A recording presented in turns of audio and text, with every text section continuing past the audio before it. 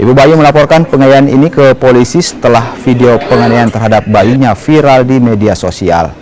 Dalam video yang beredar, terlihat pria tersebut mengayun bayi dalam kondisi tidak wajar dan menyentil telinga bayi saat sedang tertidur sehingga bayi tersebut menangis.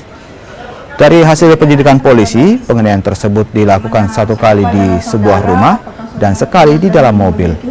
Menurut pelaku, tindakan tersebut ia lakukan lantaran usil atau gemas saat bayi dititipkan kepadanya.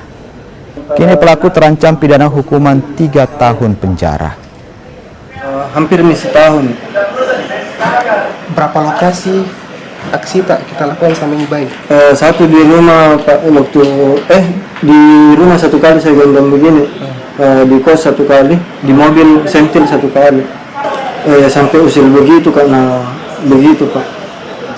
Kalau pengakuan dari pelaku sendiri hanya gemas, ya kan, tapi ya tindakan tersebut jelas menyebabkan bayi tersebut luka baik mungkin secara fisik, dan juga bayi tersebut juga setelah tindakan diguncang tersebut. Dan ini ibu korban ini mendapati video tersebut dari HP pelaku sendiri yang diduga dilakukan pada tanggal 24 Juni.